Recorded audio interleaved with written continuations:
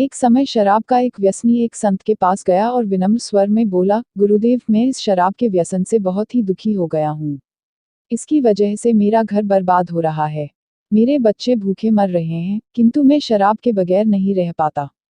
मेरे घर की शांति नष्ट हो गई है।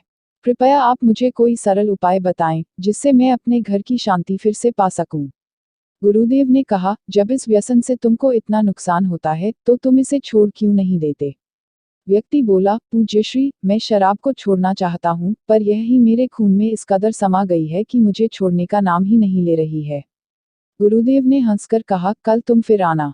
मैं तुम्हें बता दूंगा कि शराब कैसे छोड़नी है। दूसरे दिन निश्चित समय पर वह व्यक्ति महात्मा के पास गया। उसे देख महात्मा झट से खड़े हुए और एक खंभे को कसकर पकड़ लिया। जब उस व्यक्ति ने महात्मा को इस दशा में देखा, तो कुछ समय तो वह मौन खड़ा रहा, पर जब काफी देर बाद भी महात्मा जी ने खंभे को नहीं छोड़ा, तो उससे रहा नहीं गया और पूछ बैठा कि गुरुदेव, आपने व्यर्थ इस खंभे को क्यों पकड़ रखा है? गुरुदेव बोले, वत्स, मैंने इस खंभे को नहीं पकड़ा है, यह खंभा मेरे शरीर को पकड़े हुए है। मैं चाहता हूं कि यह मुझे छोड़ दे, किंतु यह तो मुझे छोड़ ही नहीं रहा है। उस व्यक्ति को अचंभा हुआ। वे बोला, गुरुदेव, मैं शराब जरूर पीता हूँ, मगर मूर्ख नहीं हूँ। आपने ही जानबूझकर इस खंभे को कसकर पकड़ रखा है। यह तो निर्जीव है, यह आपको क्या पकड़ेगी? यदि आप दृढ़ संकल्प कर लें, तो इसी वक्त इसको छोड़ सकते हैं।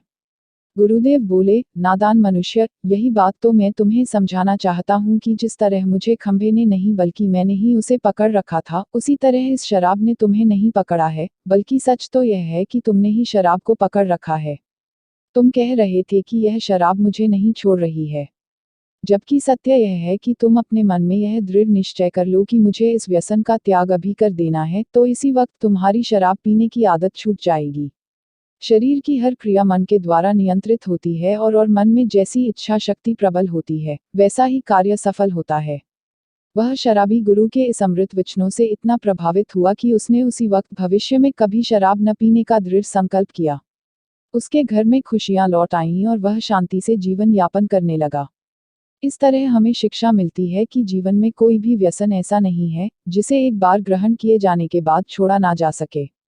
अगर मनुष्य चाहे तो बड़ी से बड़ी बुराई का त्याग कर सकता है।